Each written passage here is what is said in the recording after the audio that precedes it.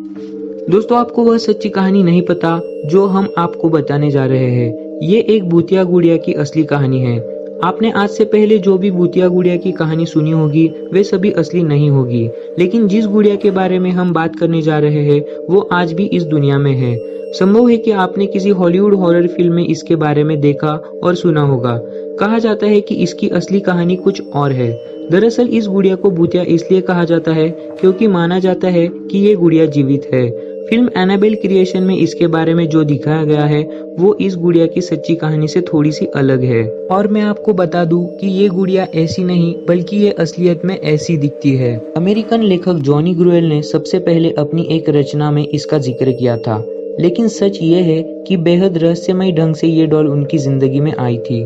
इसके बारे में जानकर आपको बेहद ताज्जुब होगा।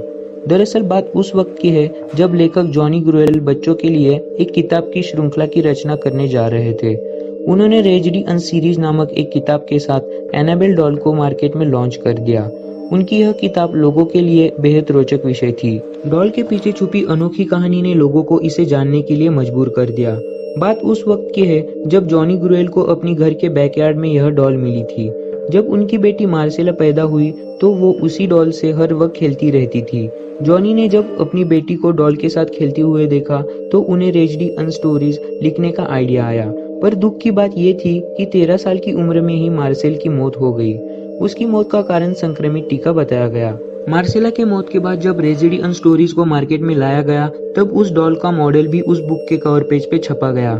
ये मार्सेला को श्रद्धांजलि देने के कारण ही लॉन्च किया गया था। पर हैरानी की बात तो ये थी कि मार्सेला की मौत के बाद असली एनाबेल डॉल जिससे मार्सेला खेला करती थी वो अचानक घर से गायब हो गई। जिस रहस्यमय ढंग से ये डॉल उस घर में आई थी ठीक वैसे ही वो वहां से लापता हो गई।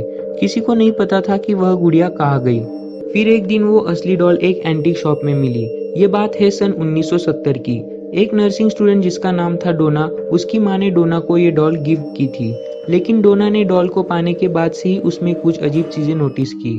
डोना ने देखा कि डॉल अपने आप ही पोजीशन चेंज कर रही थी। कभी कभी डोना डॉल को एक रूम में रख के कहीं बाहर जाती थी तो वापस लौटने पर वह डॉल उसे वहां नहीं मिलती थी। तलाशने पर उसे वो गुड़िया घर के किसी दूसरे कोने में मिलती थी। एक दिन डोना ने कमरे में लौटने के बाद देखा कि डॉल के हाथ और पीठ पर खून के धब्बे लगे हुए हैं। वो दहशत भरा ये नजारा देखकर वो बुरी तरह कांप गई। डोना को समझ में आ गया कि वो उसके साथ कुछ बुरा हो रहा है। इसके बाद डोना ने फौरन पैरानॉर्मल एक्टिविटी एक्सपर्ट एड और लॉरेन को बुला लिया। एड और लॉरेन ने जब पाया कि यह डॉल भूतिया है तब डोना और ज्यादा डर गई। उसने उस गुड़िया को वहां से लेके जाने के लिए कहा। एड और लॉरेन उस वक्त उस गुड़िया को अपने साथ कार में ऑकल्ट म्यूजियम में लेके गए, लेकिन कार से जाते वक्त ही डॉल ने कुछ ऐसी हरकतें शुरू कर दी जिसका अंदाजा उन दोनों को भी नहीं था। दरअसल गुड़िया ने अपनी पूरी ताकत से उन्हें रोकने की कोशिश की थी। गुड़िया ने बार बार कार का स्टीयरिंग घुमाने की कोशिश की, मानो कि वह उन्हें कहीं और लेके जाना चाहती थी।